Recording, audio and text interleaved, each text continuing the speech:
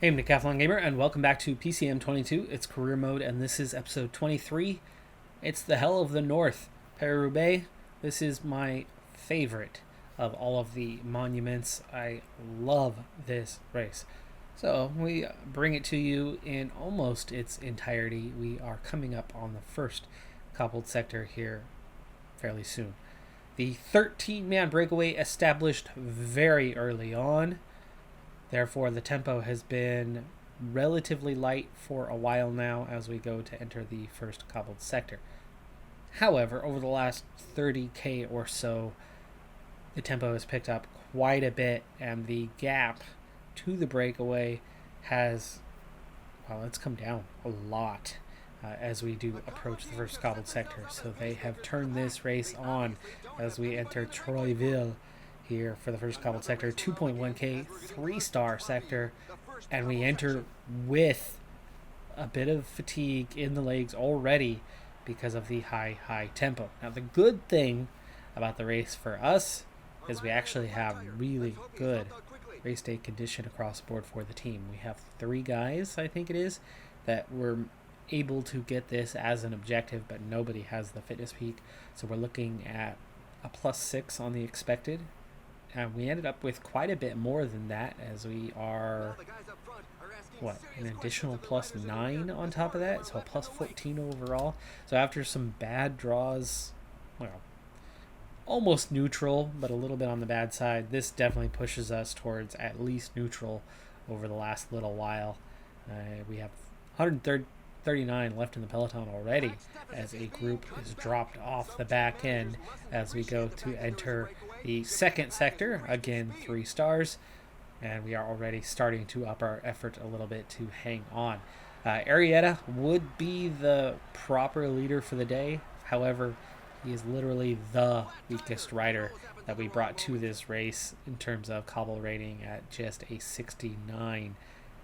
So with a +6, he's got a 75, but that's a common problem for us. Nichols, 75 with his +2. Vandenberg, that's our highest rating, a 77. We as a team just aren't quite there yet when it comes to cobble rating, so this was going to be a difficult race for us. Race day condition, absolutely going to help out a little bit, but we are seeing such a high tempo, though it has lifted a little bit, leading to a few riders trying to attack right now. And that's a few too many riders attacking for my liking. But we are not controlling this Peloton. We are literally going for the let's hang on mode. Now that little bit of recovery brings Arietta and Vandenberg and Mikkels both back to full strength. Others not so much. 4-star sector coming up. And we're into it. 151 left in the Peloton, as I think that back group did latch back on, and now we're looking at 22 riders off the front, and they opened that up to 4 minutes. We sat up for just a few kilometers, and that gap went bam, fast did that thing go out as we push through another sector. Many yet to come. One of the easier ones and shorter ones we come up on to now. 2-star sector. Already out the other side. We're about to hit a trio of sectors back to back though, and this could impact things. 22 riders, 3.5 minute gap to that break. Now the reason why I don't put riders in the break is it uses a lot more energy and the chase comes pretty hard. It's not impossible for the break to still have riders well up the road, but you need a pretty solid cobble rating to hang in there in the break as you Van Barl, Van Aert, Eekhoff. It's the only good news about Arietta going down here is there are a bunch of contenders that went down with him, meaning they're going to chase back pretty hard. We do need to up the effort, and we do need to get Frigo back on protecting Arietta. As you see, these guys are going to push hard and come back quite quickly. So we do not need to sacrifice riders A lot of guys coming backwards to help out. 29 now in this group, and we are about to lose contact, aren't we? 81 effort, not cutting it. Front group also pushing, and Frigo is going to have to work for a second, as we did momentarily lose contact. As we caught up with Inkhorn, who is on his own, going backwards a little bit. So Frigo, that little momentary lapse, Fulsung going backwards already. And the front group, we need to up these guys' effort as we are starting to get into things, into harder sectors. And that group is back in contact, but Frigo and Arietta technically on, but you see a lot of guys going backwards really fast here.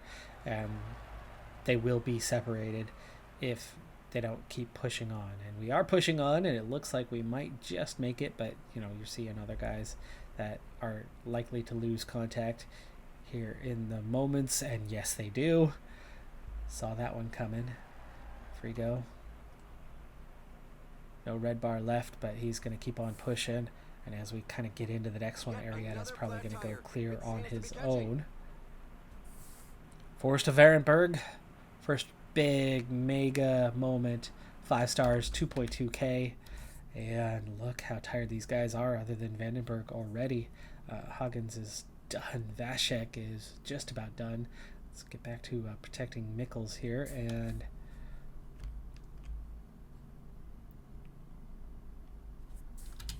go 87 on the effort. Nice position right near the front, but area. As soon as we hit the cobbled sector, he's going to push on his own and try to bridge that gap. Frigo's done, so we'll push on now. Arietta. Forrest of Ehrenberg. Good enough rating that he should make up some ground. Vashek going backwards. Will we be able to use him to help us? Yes, Vashek. Got to drop back and support. Hoggins is also going backwards, but at least Vashek will have a little bit.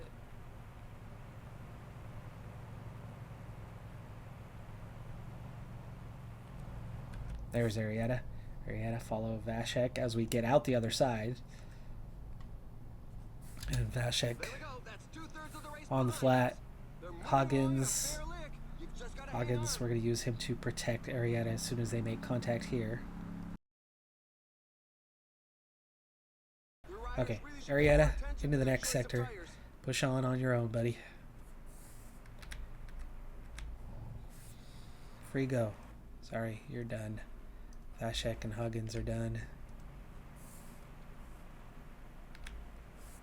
And Arietta, so close, but Valgren, Scoins, wow. Some good riders going backwards. Phillipson.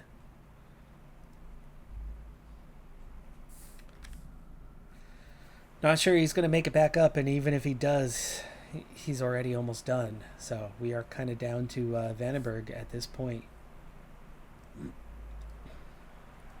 Well, almost quite literally, and there's still 88 riders left. We are already starting to pull back some of the breakaway riders.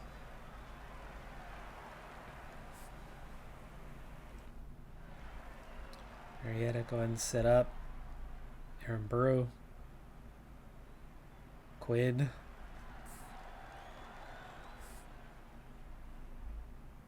Okay, go ahead and go forward again, please. And we're seeing a big split in the peloton here in this sector. Arietta can't get past these guys at the moment.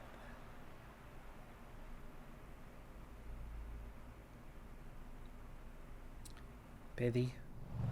Gone. Pithy, go ahead and fall back to help Arietta.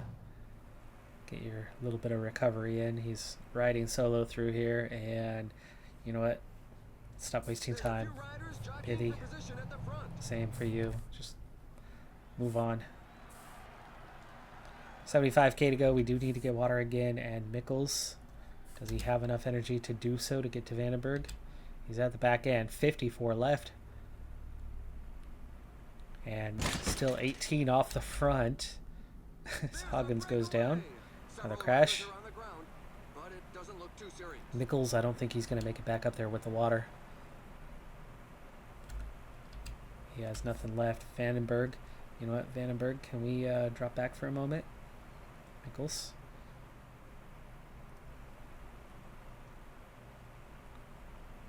Come on. Just ease back for a moment. Come on. Come on. There you go. Got the water. Got the water. Now you can move back up into position. 71 in the Peloton as it comes back together a little bit. There's now more than a minute between them. And Nichols is going to be gone here shortly, it looks like. They obviously don't have anybody in the breakaway group. That was not Quinn Simmons earlier. Case Bull about to go out the back. Doesn't he have a good rating? 72. Definitely 20 riders or so here at the back that are barely hanging on. You can see these guys are on the verge of opening a gap in front of them. But the gap out front increasing. So we've kind of lifted tempo here.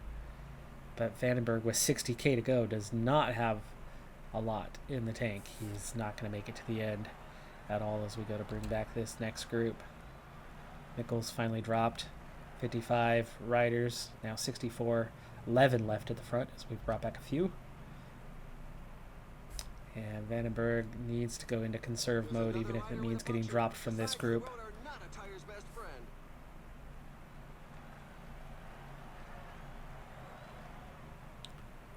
4 stars, and Vandenberg struggling, starting to drift, but also starting to run out of energy, down to 40, and he's out of energy, which means the fade is going to happen pretty soon. 34. Yeah, I don't think he's going to crack top 25 like this one, especially as we go through Pavel. 5-star sector.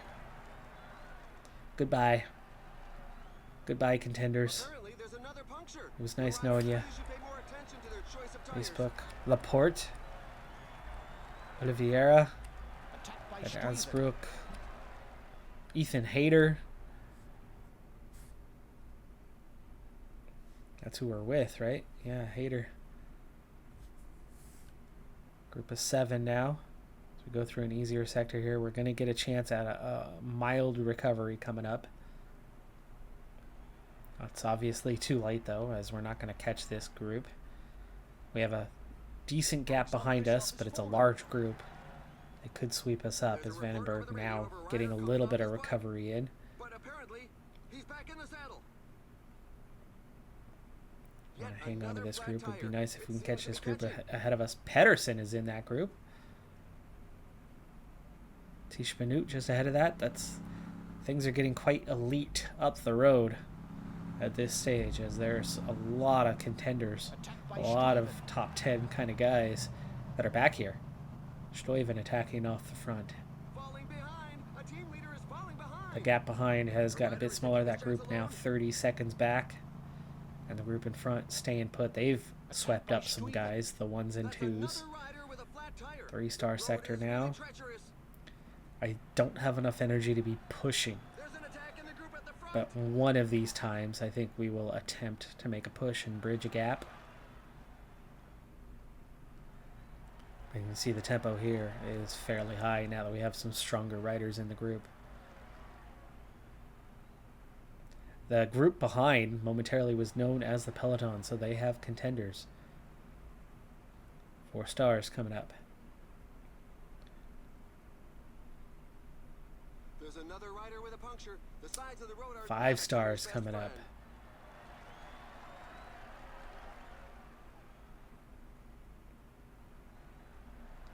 There's 4 and 7 ahead as the group ahead split in half. And we bridge the gap to the back group of that, and we leave some of our guys behind. And we're also bridging the gap to the next few riders, but the push has drained me yet again. But we've definitely moved up positionally. And hang on. Hayter. We've caught up to Pedersen and Van Hoek. Hulsgaard. This is becoming a pretty elite group that Vandenberg is hanging on to, but only just with 10K to go.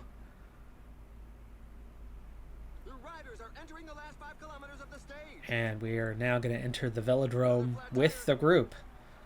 So that is good. Our position is definitely improved, but it's not good. I think we're only just inside top 50. Do not think we're in a top 25, even though we have top 10 contenders in this group. 5K to go into the velodrome, but there's a big group with a bunch of sprint. Stuyven takes the win away from the group, and then Van Gessel, Russo. Wow, really surprising ride there from those guys. And we come around with the last half a lap, caught by the group behind, as we had nothing left to hang on to those guys. 42nd. I was right about that being only a top 50. Asgreen, Sagan, Van Aert all missing out on the top 10. Dang. Crazy race. We just didn't have enough. But there's your first test. First appearance at Paris-Roubaix, the hardest race where, cobble rating wise, our best on the day, a 77, was nowhere near what is necessary for this type of race. So 42nd is what we mustered. We got 4 guys inside the top 100. We'll hopefully be back next season and hopefully finish a bit higher. Christoph withdrawn. Is that from a crash? Could be. Now that we've entered a few World Tour races, I want to see where the team stands, both there and the Continental, the Super Prestige, and of course individuals, at least to some extent. So far this year, it's been a dominating performance by Jumbo-Visma, Roglic, and Van Aert quite far ahead. Bernal has moved up into the top 3. Stuyven, after the Paris-Roubaix win, jumps to 5th, 98 places. So a lot of points on that one, and you can see that it's still, easy to move up quite a bit at this stage in the season. Continental rankings, Abner Gonzalez is just 3 points behind Joel Suter. So looking really good on that part. We've scored quite a bit with just that one rider in the Continental. In the Super Prestige, it is Roglic and Van Aert again, with a couple Ineos riders following behind. Gonzalez 36th in the overall Super Prestige. So smaller category races. McKellar also up there a ways. We have brought in some points, but where does that stand overall? Now, in terms of victories, Christopher Lawless with 12, doubling what anybody else has done so far this season. And we have nobody with more than 2, for Mark with 2 leading the way. In the World Tour as a team, it's all Jumbo-Visma. Ineos the only ones putting up a bit of a fight so far this season. Israel Premier Tech, the highest among the Continental Pro teams. And with us barely getting much in terms of participation, are 28th. We did move up a little bit. We have acquired a few more points along the way here. I would assume that was from Itzulia Basque and not from Paris-Roubaix, as we were quite far off in that one. But, we're not last. 34 teams have accumulated World Tour points, and we are just behind Cofidis, Caja Rural, and we're doing that with very little reputation, only getting into a handful of races. But in the Continental, this is where we are shining. We are 2nd currently, with the top 3 being quite far ahead. UNOX putting up a bit of a fight in this one, but we are well ahead of the chasing field. And in the Super Prestige, we find ourselves actually quite far ahead of a number of World Tour teams, ahead of Groupama FDJ. So we are actually having ourselves quite the season at the moment for a mid-level Continental Pro team that, was a total unknown even just a year ago. 6 total victories on the season so far definitely has us up the list, but Ineos, Jumbo-Visma claiming the bigger victories, of course, and 7 teams in double digits. For Amstel Gold, we've brought our punchiest guys, which generally means our best climbers as well. So we have gone for a little combination of that. It's going to be a tough race for us, as we don't have anybody terribly high when it comes to either mountain rating or hills rating, and we were only able to get 1 or 2 riders, if any, on an objective for this race. Again, as we weren't signed up for this, it's not a major actual calendar objective by any means. It's just a World Tour race that it's like, hey, let's try to get a result. Easier said than done without, like we were talking about earlier, without the fitness peaks, without the objectives, and where we got a decent draw fairly good draw for Paris-Roubaix.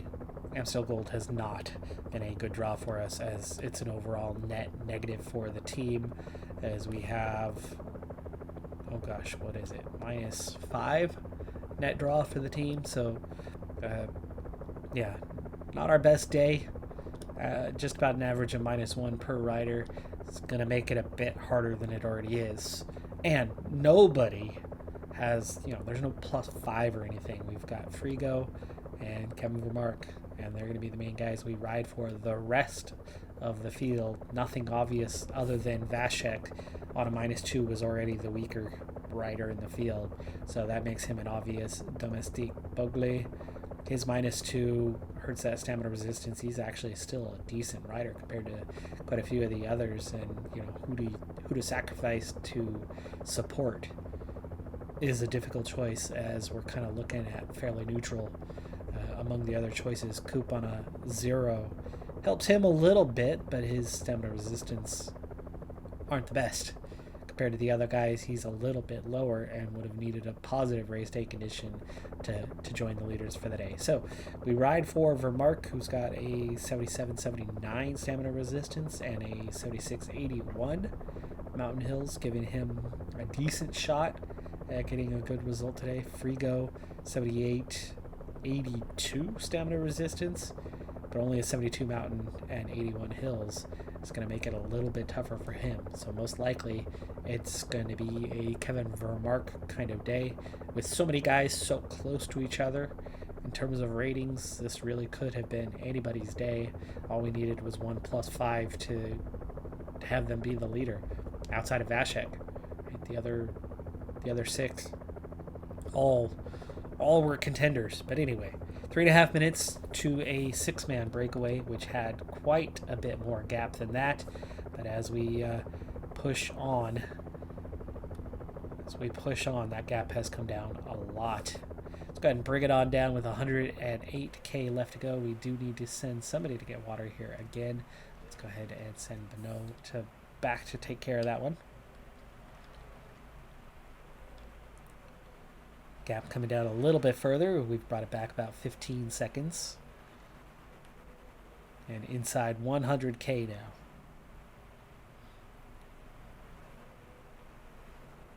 I think I'm going to have to up the effort a little bit from this stage going forward. 75 is not quite cutting it anymore. Bring it up to about, I guess, 80 for now. We do want to hold position fairly well, especially as we're going relatively fast at the moment with ×4 speed and going through a couple of the harder climbs, even if they are short. The steeper they are, the faster you're going to drift backward. Everybody's hanging on fairly well at the moment, but Bogle and Vashek definitely noticeably starting to feel it. And the Peloton split over that last climb. 73 in the group. 77 very close to regaining contact, though. And that group split. No, back together. And the full group back together. Though riders are getting dropped on an individual basis. Vashek and Bogle starting to get on, and 60K to go. So let's get, before those guys are gone, let's get Beno, especially as we go through this flatter area. Get water one final time. And then I think Bogle and Vashek, time to gel up. So we're about to begin some climbing again. And there's a big push there from a few riders going clear. Late break attempt. Vlasov included. That's going to up the tempo big time. And Beno still has not finished with the water. Okay, he does finally finish. Vashek, Bogle are both done now. Beno, he doesn't have much left. Let's turn him now into a support rider for, I suppose, Coop. And use his gel. Just getting that water took a lot out of his legs. And let's take the 4 now leaders up the effort a little bit more as the chase is getting hard, and we are starting to get into the late stages of this thing. We're down to 100 riders and just 1 rider left off the front, and he's been caught. And now, at least for a moment there, oh, I hate when that does. I roll up to increase the effort, and then all of a sudden it drops off very quickly, the effort. Get into that hill rating a little bit as the pace is very high. 50 riders left in contention, but no, Vashek, Bogley all dropped. Let's take a second to put them all on auto. And those groups are not coming back. This is it, folks. 42 riders left in contention, 43 that is. And no riders being protected. Let's fix that. It's 2 obvious leaders, so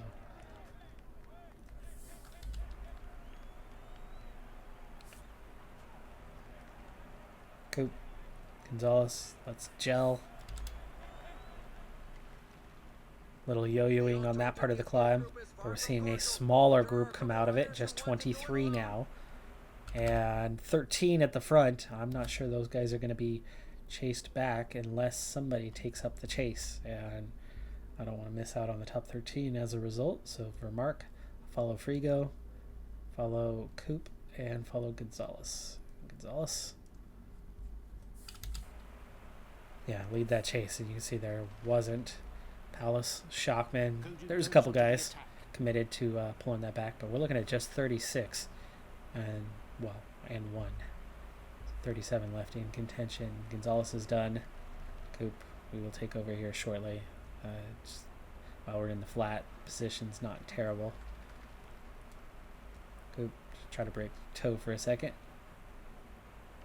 2 more riders attacking. We'll keep the pressure on these guys. Now Coop is done, so we really are down to just the 2. Let Coop ride out a little bit longer. Okay, we're about to hit that descent. We don't want to go 99, but we do want to get forward with Frigo and Vermark. Take these 2, set them to auto. We're going to see this group thin out a little bit here in a moment. Vermark not quite in position, but Frigo is.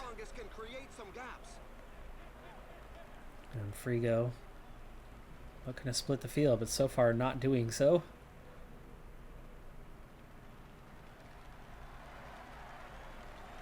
And now finally does. 14 riders left in contention. We've got ourselves a top 15 now. Frigo, gel. Okay, now back off a little bit on the descent. It's going to give Vermark that red bar he needed. Now Frigo, accelerate again. 13 riders now. Frigo, red bar's gone, but he's got just a little bit of yellow to keep the pressure on. And until somebody rolls through, he's got control. He's got the helm. UAE's got a couple riders. A couple teams have a couple riders. And now Vermark. Okay, now we change tactics. Again, an attack is launched. The group has to break apart. Let it roll for a moment, and then... Oh, no. No. Protect. That's what I was looking for. Okay, Vermark. Respond. Vermark go with them. Oh, they respond to Vermark, but they don't respond to this. Right. Mark push a little bit harder. Bridge that gap. And it's down to 11. 11 now in contention as Frigo and Venipol dropped.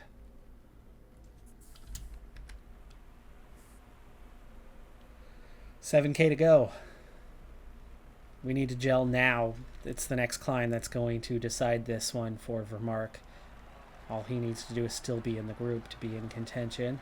And we're seeing a move from the front couple of guys.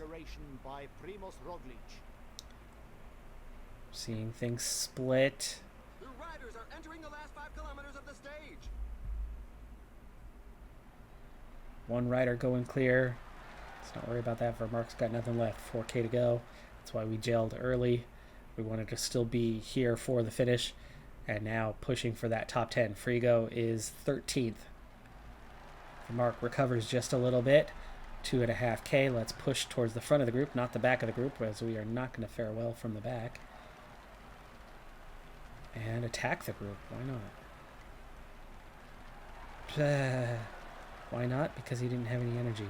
But he'll continue attacking to the finish line. Can we hang on for a top 10? Can we hang on? There's 5 ahead of us. 6, 7, 8, 9. As long as we can stay ahead of Tratnik, I think we've got 10th locked up.